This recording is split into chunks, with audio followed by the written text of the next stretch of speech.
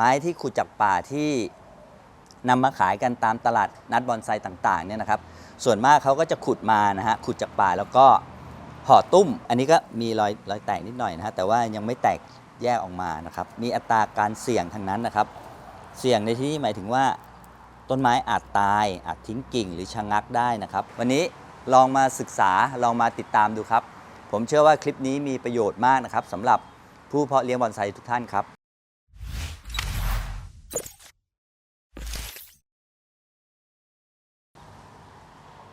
สวัสดีครับพบกับบอนไซสเตชันครับวันนี้อยู่ในสถานีเวิร์กช็อปสเตชันมาเรียนรู้การปลูกต้นไม้ที่ขุดจากป่าหรือไม้ตอไม้ตุ้มผมเชื่อว่าคลิปนี้มีประโยชน์สำหรับ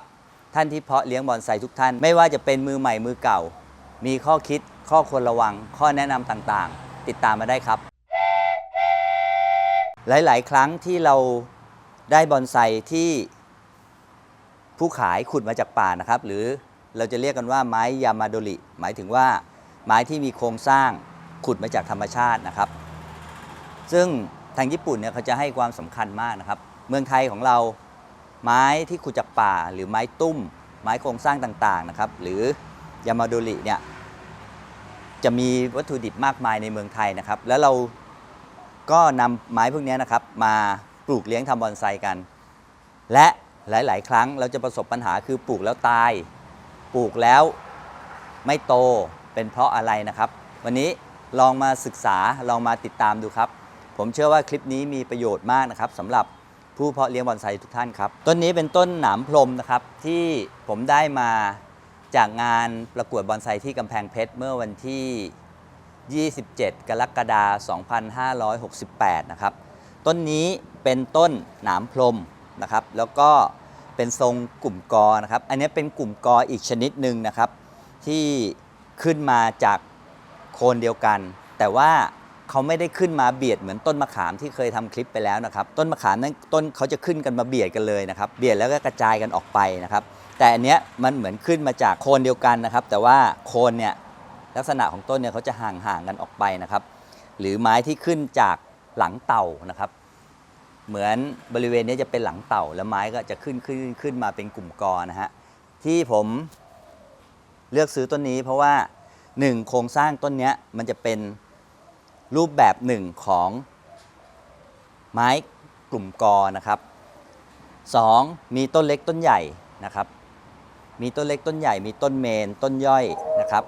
ซึ่งยังไม่เลือกหน้าไม้นะครับวิธีการเลือกซื้อไม้ขุดนะครับไม้ที่ขุดจากป่าที่นำมาขายกันตามตลาดนัดบอนไซต่างๆเนี่ยนะครับส่วนมากเขาก็จะขุดมานะฮะขุดจากป่าแล้วก็ห่อตุ้มนะครับห่อตุ้มมานะฮะแล้วไม้พวกนี้นะครับตอนได้มาใหม่ๆเนี่ยเราจะมีปัญหากันมากว่าปลูกอย่างไรให้รอดนะครับวิธีการเลือกซื้อก่อนนะครับอย่างแรกขั้นตอนการเลือกซื้อของผมนะครับผมจะดูว่าต้นที่ผมเลือกซื้อมาเนี่ยผมได้โครงสร้างมาแล้วผมจะทำทรงอะไรรูปแบบในใจเป็นอย่างไรนะครับได้มาแล้วมีรูปแบบในใจอยู่แล้วว่าเราจะสร้างมาอย่างไรนะครับอย่างแรกก็คือโครงสร้างต้องเป็นตัวกำหนดรูปทรงนะครับว่าต้นนี้โครงสร้างของไม้ต้นนี้จะสร้างทรงอะไรเป็นหลักก่อนนะครับถ้าเราไม่มีรูปแบบหรือแบบแผนในใจพอได้โครงสร้างมาเราจะไปต่อไม่ถูกนะครับอย่างต้นนี้เป็นกลุ่มกอนะครับเราก็เลือกมาแล้วนะครับได้โครงสร้างมาแล้วอย่างที่ถูกใจนะครับอย่างที่2ดูตุ้มนะครับตุ้มอันเนี้ยเขาขุดมาตุ้มไม่แตกนะครับดูดีๆนะฮะว่าตุ้มไม่แตกเดี๋ยวผมจะตัดเปิดตุ้มนะครับนักขุดเขาจะขุดมืออาชีพเลยนะครับเขาจะห่อตุ้มมาดีนะฮะลักษณะของการห่อตุ้มนะฮะเขาจะใช้เชือกฟางผูกห่อตุ้มมาคือขั้นตอนการขุดล้อมเนี่ยเขาจะขุดล้อมมาขุดล้อมตุ้มแล้วตัดรากด้านล่างนะฮะเพราะฉะนั้นไม้ถ้าตุ้มแตกเนี่ยโอกาสที่จะปลูกและอยู่รอดเนี่ยค่อนข้างยากนะครับเพราะว่าระบบรากเขาจะขาดนะฮะไม้ที่ขุดล้อมมาแบบนี้ระบบรากฝอยเขาจะไม่ค่อยมีนะฮะเพราะว่ารากเขาไปยาวนะฮะระบบรากฝอยก็จะไปอยู่ไกลๆนะครับแต่ต้นนี้ผมมองเห็นรากฝอยนะครับเห็นรากฝอยบริเวณโคนต้น อย่างที่สองตุ้มแห้งดีนะฮะตุ้มแห้งแล้วก็ไม่แตกตุ้มแตกไม่แตกเนี่ยสังเกตง่ายนะครับคืออันนี้ก็มีรอยแตกนิดหน่อยนะฮะแต่ว่ายังไม่แตกแยกออกมานะครับบางต้นเนี่ยตุ้มแตกออกมาดินไม่เกาะรากเลยนะครับแล้วบางครั้งเนี่ยเขาก็ห่อตุ้มมาแล้วเขาก็เอาดินอื่นๆเนี่ยยัดไปที่ร่องนะครับก็อันนั้นน่ะให้พึงควรระวังไว้ก่อนว่าตุ้มมันไม่ได้เป็นก้อนเดียวกันนะครับ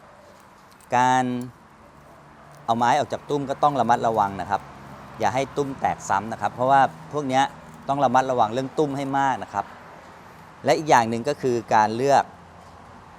ข้อพิจารณาในการเลือกนะครับผมจะเลือกไม้ที่ตุ้มบางนะครับตุ้มบางเนี่ยมันจะมีประโยชน์คือช่วงที่เรามาทำบอนไซนะครับเราจะได้ไม่ต้องมาตัดตุ้มให้มันบางอีกครั้งหนึ่งซึ่งจะเป็นการเสี่ยงนะฮะไม่ว่าต้นไม้ต้นนั้นจะเป็นอะไรก็แล้วแต่นะครับถ้าเป็นบอนไซนะครับการเปลี่ยนดินเปลี่ยนกระถางตัดรากหรือปลูกใหม่ทุกครั้งเนี่ยมีอัตราการเสี่ยงทั้งนั้นนะครับเสี่ยงในที่นี้หมายถึงว่าต้นไม้อาจตายอาจทิ้งกิ่งหรือชะงักได้นะครับหรือแห้งนะฮะอันนี้เป็นข้อเสี่ยงทั้งนั้นนะครับในการทำบอนไซนะครับเดี๋ยวผมจะค่อยๆแกะตุ้มก่อนนะครับตุ้มที่ได้มานะครับเป็นไม้ที่เขาขุดใหม่นะครับขุดใหม่ในระยะหนึ่งอันนี้ก็น่าจะขุดมาหลายวันพอสมควรนะครับเพราะว่าไม้เขาเริ่มแตกตานะครับไม้เขาจะเริ่มแตกตามันไม่จำเป็นว่าทุกต้นจะต้องแตกตาตอนที่เราซื้อมานะครับอันนี้ไม้แตกตาก็ใช่ว่าจะรอดเสมอไปไม้บางครั้งเนี่ยการแตกตาพวกนี้ก็ยังไว้ใจไม่ได้นะครับว่าเขาจะอยู่รอดบางครั้งอาจจะเป็นการแตกน้ำเลี้ยงนะครับคือมีน้ำเลี้ยงเก่าที่อยู่ในต้นนะครับเขาก็แตกน้ำเลี้ยงมาพอแตกมาได้สักระยะหนึ่งนะฮะไม้ก็จะฝ่อลงไปครับเพราะฉะนั้นถ้ามือใหม่เลยนะครับการที่จะซื้อไม้ตุ้มนะครับหรือไม้ตอไม้ขุดป่าเนี่ยมาเลี้ยงเนี่ยค่อนข้างที่จะเสี่ยงนะครับในคลิปนี้ก็จะบอกเคล็ดลับไว้นะฮะไว้วิธีการปลูกนะครับเดี๋ยวเรามาติดตามขั้นตอนการปลูกนะครับไม้ต้นนี้นะครับผมจะค่อยๆแกะตุ้มออกมาก่อนนะครับ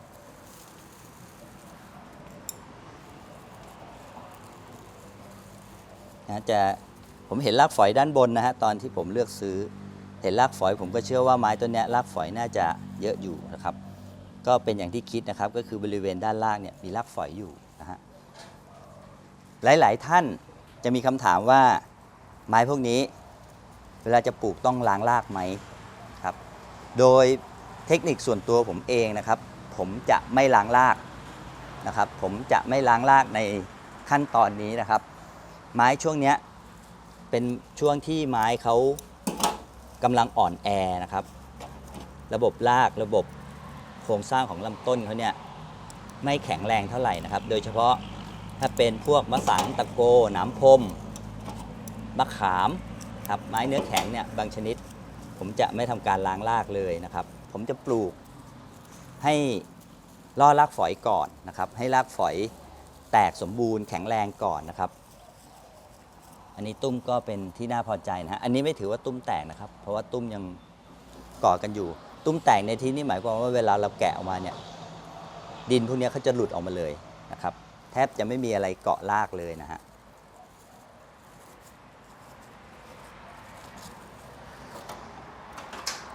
หนามพรมต้นนี้นะครับมีการแตกยอดมาแล้วนะฮะแตกยอดอ่อนมาแล้วผมจะไม่ทำการเลือกนะครับยังไม่เลือกขั้นตอนนี้ผมจะปลูกไม้ให้แข็งแรงก่อนนะครับเพราะว่าถ้าเรามาเลือกตัดมืออาจจะไปโดนตาพวกนี้หลุดนะครับแล้วก็ช่วงที่ตัดเนี่ยเขย่าไปเขย่ามาตุ้มอาจจะแตกซ้ำนะครับเพราะฉะนั้นผมจะไม่รีบนะฮะไม่รีบที่จะมาทำการเลือกโครงสร้างนะครับอันนี้อยู่ที่ต้นไม้นะครับว่าต้นไม้ต้นนั้นเป็นต้นอะไรหนามพรมไม้ขุดใหม่นี่ค่อนข้างที่จะเสี่ยงนะครับแต่ถ้าเขารอดแล้วเนี่ยจะเป็นไม้ที่เลี้ยงง่ายมากนะครับอัตราการเสี่ยงในที่นี้หมายถึงว่าเสี่ยงที่จะตายนะครับไม้ทุกชนิดนะครับที่ขุดมาใหม่มีอัตราการเสี่ยงตายหมดทั้งหมดนะครับเพียงแต่ว่าถ้าเรารู้ขั้นตอนหรือค่อยๆทำเนี่ยเปอร์เซ็นต์การรอดเนี่ยจะ เยอะกว่านะครับจากนั้นผมจะมาใช้ยาทาแผลนะครับยาทาแผลก็มีฝาเขียวนะครับและฝาแดงเป็นยาของญี่ปุ่นนะครับแล้วก็มียาของจีนด้วยอันนี้เป็นฝาเขียวนะครับเนื้อเขาก็จะข้นกว่าตัวฝาแดงแต่ใช้ประโยชน์ได้เหมือนกันหมดนะครับผมก็จะทาไปที่รากก่อนนะฮะเป็นการป้องกันเชื้อรา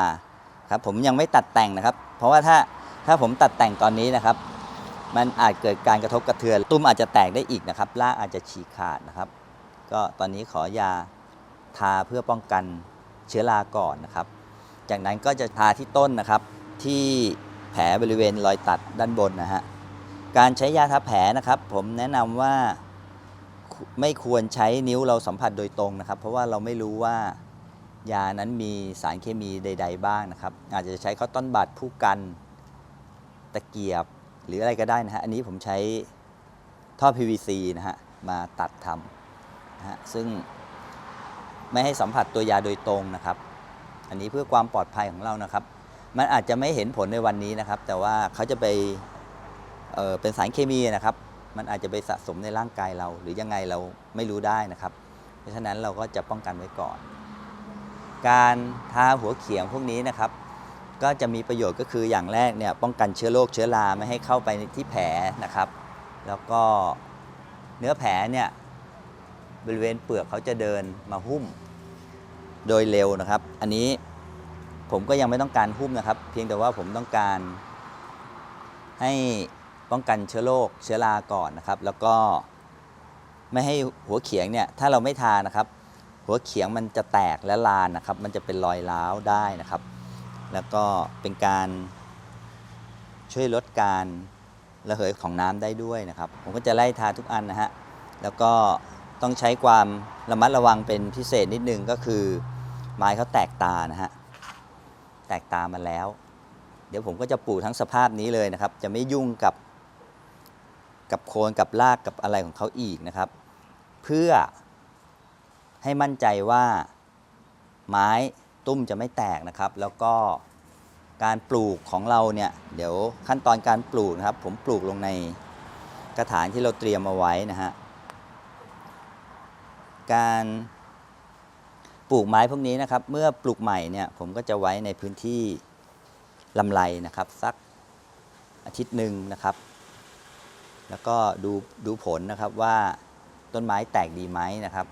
แม้ว่าเขาจะปลีออกมาแล้วก็อย่าไปเชื่อใจนะครับว่าไม้ต้นนี้จะรอดก็ยังอยู่ในช่วงที่เราต้องเฝ้าดูอาการนะครับอย่างใกล้ชิดอีกครั้งหนึ่งนะครับซึ่งช่วงการปลูกใหม่ๆเนี่ยเป็นช่วงผมขอใช้ว่าเป็นช่วงชี้เป็นชี้ตายแล้วกันนะครับว่าไม้จะรอดหรือไม่รอดนะครับมันจะอยู่ในช่วงนี้นะครับอันนี้ก็เป็นไม้กลุ่มกอนะครับหลายลำเลยนะฮะส่วนการคัดโครงสร้างเดี๋ยวผมจะทิ้งไว้ก่อนแล้วก็คัดโครงสร้างอีกครั้งหนึ่งจะมาทำคลิปให้ดูนะครับเหมือนทุกครั้งนะครับเตรียมกระถางปลูกนะครับผมก็จะใช้ลวดตะข่ายนะครับรองก้นนะครับแล้วก็ใช้ลวดใส่ไว้ไม่ให้รูกระถางขยับนะครับรูกระถางมีความสำคัญมากนะครับเพราะว่าน้ำจำเป็นต้องระบายได้ดีนะครับผมก็จะรองก้นด้วยหินภูเขาไฟเบอร์2ครับรองบริเวณนี้การที่รองเนี่ยน้ำเนี่ยมันจะระบายได้ดีนะครับเพราะว่าหินภูเขาไฟมีช่องว่างเยอะนะครับเราก็จะทำการรองแล้วก็ค่อยใช้ดินรองวัสดุปลูกรองอีกชั้นหนึ่งแล้วค่อยทำการปลูกนะครับเมื่อผมใช้หินภูเขาไฟเบอร์2รองก้นแล้วนะครับจึงใช้วัสดุปลูกวางอีกชั้นหนึ่งนะครับใส่ตามความหนาของที่เราคาดว่าลักษณะของตุ้มเนี่ยจะสูงเท่าบริเวณกระถางนะครับวัสดุปลูกที่ผมใช้นะครับจะเป็นวัสดุปลูกที่เป็นสูตรที่ผมใช้เองนะครับนี้เป็นสูตร1นะครับคือทำมาจากใบก้ามปูล้วนนะครับ 100% แล้วมาทำการหมักจนใบไม้ได้อายุนะครับคือมีสีดำผุพร้อมปลูกนะครับแล้วเรานำมาทำการล่อนคัดสิ่งไม่ต้องการออกไปนะฮะเช่นเปลือกไม้กิ่งไม้หรือดินหินต่างๆออกไปนะครับเพราะฉะนั้นวัสดุปลูกของเราเนี่ยผ่านขั้นตอนการทำอย่างดีนะครับจะรั่วระบายน้ำได้ดีแล้วก็ล่อรากได้ดีนะครับท่านที่สนใจต้องการวัสดุปลูกไปลองใช้ดูนะครับติดต่อมาได้ตามนี้เลยครับ ผมเอาแสแลนที่คุมตุ้มดินออกมานะครับตุ้มก็ยังดีอยู่ลักษณะเนี้ยที่ผมบอกก็คือตุ้มไม่แตกนะครับถ้าแตกออกมาเนี่ยดินเขาจะแยะออกมานะครับหรือมีรอยแตกอยู่แล้วแต่เขาเอาดินใหม่ไปอัดนะครับเป็นการห่อตุ้มมาอันนั้นอ่ะเป็นลักษณะที่ผมบอกว่าตุ้มแตกนะครับเพราะฉะนั้นการเลือกซื้อตุ้มโครงสร้างของไม้ที่ขุดใหม่นะครับลักษณะตุ้มจะต้องเป็นแบบนี้นะครับแล้วก็ผมเห็นว่าตุ้มเขาบางนะครับการที่ตุ้มบางเนี่ยอนาคตเรามาคัดทำใส่บอนไซเนี่ยทำใส่กระถางบอนไซมันจะง่ายกับการทำของเรานะครับหลังจากนี้ผมจะทำยกปลูกเลยนะครับโดยที่ยังไม่ทำอะไรกับเขาทั้งหมดทั้งสิ้นนะครับ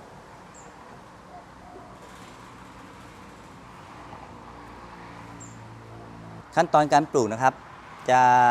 สังเกตว่าเมื่อสักครู่นี้ผมจะทำการขยับตุ้มเล็กน้อยนะครับที่ผมใช้คำว่าเล็กน้อยก็คือไม่แรงมากนะครับป้องกันไม่ให้ตุ้มแตกนั่นเองต้องรักษามากๆเลยนะครับเพื่อให้ดินข้างล่างเนี่ยที่ผมทำขยับนะครับเพื่อให้ต้นไม้เนี่ยตุ้มเดิมนะครับได้สัมผัสกับตุ้มใหม่กับดินใหม่นะครับแล้วก็ใช้มือนะครับช่วยดันดินใหม่ให้ไป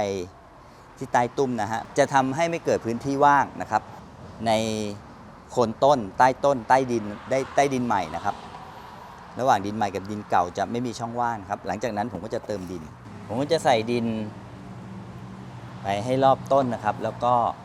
ใช้มือเนี่ยแหละครับกดหน่อยนะครับไม่กดแรงเกินไปนะครับถ้ากดแรงเกินไปเนี่ยจะทำให้วัสดุปลูกแน่นพอแน่นมากๆเนี่ยเขาจะไม่แน่นเกินไปนะครับมันจะทำให้การระบายน้ำเนี่ยไม่ดีนะครับช้าลงครับแต่ถ้าเรากดพอดีนะครับอันนี้กดพอดีไม่แรงมากนะครับเขาก็จะมีความโปร่งนะครับแล้วก็ระบายน้ำได้ดีนะครับผมก็จะกลบดินเก่าไปด้วยนะฮะกลบโคนเก่าไปด้วยที่กลบโคนเก่าเนี่ยเพื่อว่าอนาคตเนี่ยรากฝอยเนี่ยเขาจะขึ้นมาด้านบนด้วยนะครับพอรากฝอยเราขึ้นมาด้านบนเยอะๆนะครับขั้นตอนต่อไปที่เราจะมาเลือกกิ่งเลือกแต่งต้นอีกทีหนึ่งเนี่ยมันจะทำได้ง่ายขึ้นนะครับหรือเราจะตัดตุ้มอีกครั้งหนึ่งให้บางลงได้อีกนะครับเพราะว่ารากฝอยบริเวณด้านบนเนี่ยมีแล้วนะครับเราก็ไม่จำเป็นต้องไปใช้ประโยชน์จากรากฝอยด้านล่างนะครับอันนี้ก็เป็นการล่อรากด้วยนะฮะ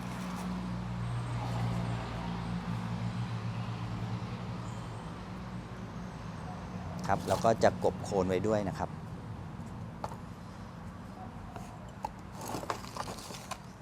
เมื่อเราปลูกไว้แบบนี้นะครับรากฝอยเขาจะแตกบริเวณด้านข้างนะฮะเราก็จะมีรากฝอยมากขึ้นอัตราการรอดก็จะสูงขึ้นนะครับทุกการปลูกต้นไม้ใหม่นะครับมีความเสี่ยงทั้งหมดนะครับเสี่ยงทั้งหมดทั้งสิ้นนะครับว่าจะรอดหรือไม่รอดนะครับเป็นการเสี่ยงทั้งหมดทั้งสิ้นเมื่อผมปลูกครับจะสังเกตว่าผมจะมีบริเวณด้านนี้เอียงเอาไว้นะครับเวลาเราลดน้ำเนี่ยน้ำจะได้ซึมไปด้านข้างนะครับแล้วก็ไหลลงไปนะฮะถ้าท่านปลูกแล้วดินอยู่ลักษณะนี้นะครับดินอยู่ลักษณะเอียงแบบนี้นะครับไม่มีช่องว่างให้เขาเลยเนี่ยเวลาลดน้ำมันจะไหลออกมาข้างกระถางไม่ลงไปด้านล่างนะฮะก็จะทำให้น้ำไม่เพียงพอแล้วก็บอนไซอาจจะตายได้นะครับเพราะฉะนั้นเราต้องมีพื้นที่บริเวณนี้ไว้ให้เขาด้วยนะครับเวลาเราลดน้ำเนี่ยน้ำเขาก็จะมาขังบริเวณด้านข้างแล้วค่อยๆซึมลงไปนะฮะนี้เป็นเทคนิคเล็กๆน้อยๆนะครับเทคนิคเล็กๆน้อยๆพวกนี้นะครับเป็นส่วนสำคัญนะครับที่ทำให้ต้นไม้ของเราเนี่ยปลูกและอยู่รอดและงดงามนะฮะเพราะว่าพื้นฐานการเลี้ยงบอนไซเลยน้ำจำเป็นต้องเพียงพอนะฮะถ้าน้ำไม่เพียงพอ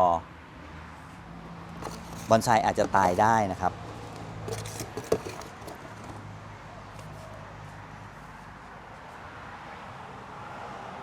ครับหลังจากที่ผมได้แล้วนะครับได้ลักษณะแบบนี้แล้วนะฮะผมก็จะใช้ B1 ลดหรือยาเร่งรากอันนี้ไม่จำกัดยี่ห้อนะครับว่าจะเป็นยี่ห้อใดลดน้ำให้ชุ่มก่อนนะครับลดน้ำให้ชุ่มในที่นี้หมายความว่าลดจนน้ำไหลออกก้นกระถางนะครับน้ำไหลออกก้นกระถางแล้วเราปล่อยให้น้ำไหลออกก้นกระถางพักหนึ่งนะครับก็ใช้ B1 ผสมน้ำอีกเช่นกันมาลดให้ทั่วเลยนะครับลดให้ทั่วก็คือให้ดินชุ่มนะครับจะลดที่ต้นหรือที่ยอดหรืออะไรก็ได้อีกนะครับแต่ถ้าจะลดบริเวณด้านบนต้องรอให้ยาทาแผลที่เราทานี้แห้งแล้วนะครับหลังจากนั้นก็ไว้ในพื้นที่ลำไรนะฮะ7-10 วันแล้วก็ดูความชื้นนะครับต้นไม้ในช่วงนี้ถ้าเราลดน้ำชื้นในครั้งแรกเนี่ยนะครับต้นไม้เขาจะยังไม่คายน้ำมากนักนะครับเนื่องจากระบบรากเขายังไม่สามารถดูดน้ำไปได้ใบไม่มีที่จะคายน้ำนะช่วงนี้ก็ดูให้ชุ่มๆนะครับถ้าเราลดน้ำแฉะทุกวันผมใช้คำว่าแฉะนะครับแฉะในที่นี้หมายความว่าชุ่มฉ่ำเกินไปทุกวันในช่วงแรกเนี่ยนะครับบางครั้งจะทำให้รากเน่านะฮะเพราะว่าระบบรากเนี่ยเขายังไม่ดูดน้ำเต็มที่นักนะครับยังไม่ได้ทำงานมากนักความชื้นในดินเนี่ยเขาก็จะเยอะถ้ามากเกินไปก็อาจจะเป็นบ่อเกิดของเชื้อรานะครับพอมันแฉะมากๆเข้ารากยังไม่ได้ดูดน้ำนะครับก็ทำให้รากเน่านะครับพอรากเน่าต้นไม้ก็ตายนะครับเพราะฉะนั้นมาบอกว่าปลูกใหม่รดน้ำทุกวันทำไมต้นไม้ตายอันนี้เป็นสาเหตุหนึ่งนะครับเราดูที่ดินเป็นหลักนะครับการดูดินเป็นหลักนะครับจะดูเฉพาะหน้าดินไม่ได้นะฮะต้องลองคุยดูข้างล่างสักนิดนึงนะครับว่าชุ่มพอไหมแห้งไหมอะไรอย่างนี้นะครับอันนี้เป็นวิธีเช็คดินของบอนไซทุกชนิดทุกระยะเลยนะครับบางครั้งเราบอกว่าเราลดน้ำเยอะแต่ทำไมต้นไม้ตายก็อยู่ตรงนี้เหมือนกันนะครับชื้นที่หน้าดินนะครับแต่ด้านล่างเนี่ยน้ำไปไม่ถึงนะครับก็เป็นสาเหตุได้นะครับเพราะฉะนั้นในช่วงปลูกใหม่นะครับต้องควบคุมเรื่องน้ำให้ดีนะครับถ้าแฉะเกินไปต้นไม้ตายนะครับดินไม่ระบายต้นไม้ตายแห้งเกินไปต้นไม้ตายเพราะฉะนั้นต้องดูนะครับปริมาณไหนเหมาะก็คือความชื้นที่เราจับแล้วดูว่ามันยังชื้นอยู่นะครับอันนี้ไม่แฉะเกินไปไม่เป็นน้ำนะครับดินสามารถดูได้จากการเวลาเราลดน้ำลงไปนะครับถ้าดินระบายน้ำได้ดีเนี่ยเขาจะไหลออกก้นกระถางทันทีเลยนะครับหรือจะมีน้ำท่วมขังและสักประมาณ 10-20 วินาทีน้ำเขาก็จะซึมลงไปหมดอันนี้ถือว่าระบายน้ำได้ดีแต่ถ้าลดน้ำไปแล้วน้ำยังท่วมขังอยู่เป็น10 นาทีอะไรอย่างนี้เลยนะครับอันนี้ถือว่าดินหมดสภาพนะครับดินแน่นเกินไปครับคราวนี้มาดูที่ก้นกระถางนะครับก้นกระถางอันนี้นะครับปรากฏว่าไม่มีขานะฮะอันนี้เป็นสิ่งสำคัญมากหรือปลูกในกระมังหรือปลูกในกระถางอะไรที่ไม่มีขานะครับอันนี้ไม่มีขานะครับจะเห็นว่าก้นกระถางเขาเนี่ยแนบไปกับพื้นหมดเลยนะครับแล้วก็พื้นเนี่ยถ้าไม่มีร่องระบายน้ำอีกเวลาเราลดน้ำลงไปน้ำมันจะขังอยู่ในกระถางนะครับอันนี้ก็เป็นสาเหตุหนึ่งที่ทำให้ต้นไม้ตายได้นะครับในกรณีที่ไม่มีขานะครับเราใช้วิธีการแก้ด้วยแบบนี้ครับสมมุติว่าฐานรองเราเป็นเรียบแบบนี้นะฮะถ้าเราลดน้ำไปนะครับรูระบายน้ำเนี่ยมันก็ไปติดกับพื้นน้ำมันจะไม่ไหลและน้ำมันจะไปท่วมขังข้างล่างนะครับพอมันท่วมขังข้างล่างเนี่ยเรามองไม่เห็นมันก็จะทำให้ดินข้างล่างเนี่ยแฉะเกินไปนะครับก็ทำให้ต้นไม้รากเน่าได้อีกนะครับวิธีแก้ง่ายๆนะผมจะหาหินพวกนี้แหละครับยกไว้แล้วก็ลองทุกด้านนะครับลองไปทุกด้านพอเราลองไปทุกด้านแล้วเนี่ยเขาจะมีพื้นที่ช่องว่างนะครับพอมีพื้นที่ช่องว่างเวลาลดน้ำก็จะออกตามรูกระถางนะฮะอันนี้เป็นสิ่งเล็กๆน้อยๆแต่ว่าเป็นสิ่งที่สำคัญมากนะครับถ้าน้ำระบายไม่ดีนะครับไม้ปลูกใหม่หรือปลูกเก่าอะไรก็แล้วแต่นี่นะครับทำให้รากเน่าและตายได้นะครับอันนี้ก็จะทำให้บอนไซที่เราเลี้ยงมาเสียหายได้นะครับหลังจากนี้นะครับผมจะนำไปรดน้ำให้ชุ่มนะครับแล้วจะยังไม่ทำคัดเลือกกิ่งทั้งนั้นนะฮะแล้วก็จะพยายามไม่ให้โดนตาพวกนี้นะครับตาที่เขาแตกมาใหม่นะครับที่ปลิออกมาไม้ที่ปลิแบบนี้ใช่ว่าจะรอดนะครับอย่างที่ผมเรียนไปตอนต้นคลิปนะครับว่าอาจจะแตกน้ำเลี้ยงหมายความว่าเปลือกของเขาเนี่ยมีน้ำเลี้ยงเก่าอยู่นะครับแต่ระบบรากเขาไม่ทำงานแล้วเขาก็ยังจะแทงกิ่งใหม่ๆออกมาได้นะฮะอันนี้เขาเรียกว่าแตกน้ำเลี้ยงนะครับเพราะฉะนั้นช่วงนี้ก็ยังไว้วางใจไม่ได้นะครับต้องค่อยๆดูติดตามอย่างสม่ำเสมอนะครับเมื่อเราปลูกมาแล้วนะครับหลายท่านพอไม้แทงยอดออกมาเยอะแล้วนะครับยาวออกมาแล้วนะครับ โดยเฉพาะถ้าเป็นมะสังมะขามพวกนี้หรือหนำพรมพวกนี้แต่งน้ำเลี้ยงนะครับอาจจะเป็นคืบแล้วยังตายได้นะครับพวกนี้จะสังเกตง่ายๆก็คือพอเขาแตกมาแล้วนะครับดูแข็งแรงและระยะหนึ่งปลายยอดเขาจะค่อยๆเหี่ยวมาจากการแตกน้ำเลี้ยงหรือระบบรากที่ยังไม่แข็งแรงนะครับหรือยังทำงานได้ไม่เต็มที่หลายๆท่านอาจจะใช้การควบแน่นการควบแน่นในที่นี้หมายถึงว่าเอาถุงพลาสติกคลุมไว้นะครับคลุมบริเวณต้นไม้นะครับลดการคายน้ำของเขาเนี่ยแล้วก็ให้ระบบน้ำเนี่ยไว้ความชื้นหมุนเวียนอยู่ในถุงพลาสติกนี้โดยที่ไม่ให้อากาศเข้านะครับวิธีนี้ก็เป็นวิธีที่ใช้ได้อีกวิธีหนึ่งสำหรับการทำไม้ปลูกใหม่นะครับเราเรียกกันว่าระบบควบแน่นนะครับซึ่งการควบแน่นเนี่ยถ้าเป็นถุงใสถุงพลาสติกนะครับเราจะมองเห็นยอดที่เขาแตกออกมาได้นะครับพอไม้ดูแข็งแรงแล้วค่อยๆเจาะรูแล้วก็ปล่อยการควบแน่นนั้นออกไปนะครับแต่ส่วนตัวผมเนี่ยไม่ค่อยใช้วิธีนี้มากนักนะครับผมก็จะใช้วิธีรดน้ำให้ชุ่มแล้วก็ดูแลการเจริญเติบโตนะครับโดยไว้ในพื้นที่ลำไรหลังจากนั้นสังเกตการเจริญเติบโตของเขานะครับถ้าไม้เขาเจริญเติบโตขึ้นมามากนะครับ2-3 เดือนนะครับยอดเขาจะพุ่งออกมาเยอะแยะเลยนะครับเราก็จะดูปริมาณน้ำที่ให้จะต้องมากกว่าช่วงที่เราปลูกใหม่นะครับเพื่อให้น้ำเนี่ยเพียงพอกับการเจริญเติบโตของเขาก็เป็นขั้นตอนต่างๆในการปลูกต้นไม้ที่มาจากป่าต้นไม้ขุดหรือยามาโดริครับผมก็จะรดน้ำให้น้ำไหลออกก้นกระถางนะครับจะเห็นน้ำไหลออกก้นกระถางแล้วนะครับต้องรดให้ชุ่มเลยนะครับช่วงปลูกใหม่นะครับหลังจากนั้นเราก็ควบคุมความชื้นนะครับให้อยู่ในความชื้นที่เหมาะสมนะครับคือไม่แฉะเกินไปนะครับแต่อันนี้เป็นวัสดุปลูกที่ระบายน้ำได้ดีนะฮะเพราะฉะนั้นน้ำจะไม่ท่วมขังแน่นอนนะครับถ้าเราทำรูระบายน้ำเอาไว้นะครับจากนี้ผมจะปล่อยให้ต้นไม้ฟูแข็งแรงเลยนะครับประมาณอย่างน้อย3 เดือนนะครับผมถึงจะมาเลือกทรงเลือกหน้าไม้ซึ่งอันเนี้ยผมมีรูปทรงมีหน้าไม้อยู่ในใจแล้วนะครับแต่ว่ายังไม่สามารถที่จะมาตัดแต่งในช่วงนี้ได้เพราะการตัดนะครับมันจะเขย่าไปเขย่ามาตุ้มอาจแตกได้นะครับต้องปล่อยให้ไม้เขาเจริญเติบโตแข็งแรงก่อนนะครับแล้วผมถึงจะมาทำการเลือกอีกครั้งหนึ่งแล้วจะทำคลิปนำเสนอให้ดูอีกครั้งหนึ่งนะครับเมื่อช่วงที่ไม้แข็งแรงแล้วและแตกสมบูรณ์ทำการคัดหน้าไม้นะครับขั้นตอนการทำต้นไม้นะครับที่เป็นไม้ตุ้มที่เราซื้อมาจากร้านบอนไซหรือไม้ที่ขุดใหม่นะครับอย่างแรกถ้าการเลือกซื้อดูโครงสร้างครับว่าไม้ต้นที่เราได้มาต้องทำทรงอะไรนะครับเป็นหลักสำคัญก่อนนะครับถ้าเราซื้อมาโดยที่เราไม่มีแผนในใจนะครับบางครั้งเราจะไปต่อไม่ถูกนะครับดูที่ตุ้มนะครับตุ้มต้องไม่แตกนะครับตุ้มต้องไม่แตกหมายความว่าตุ้มต้องไม่แยกออกมาจากรากของเขาแล้วก็ตุ้มสมบูรณ์ดีนะครับเมื่อทำการปลูกนะครับใช้ดินที่ระบายน้ำได้ดีนะครับจำเป็นต้องระบายน้ำดีควบคุมระบบน้ำนะครับไม่ให้แฉะเกินไปในช่วงที่ปลูกใหม่หลังจากนั้นใช้ B1 หรือยาเร่งรากต่างๆก็ได้นะครับอาจจะผสมยาฆ่าเชื้อราไปด้วยลดน้ำนะครับ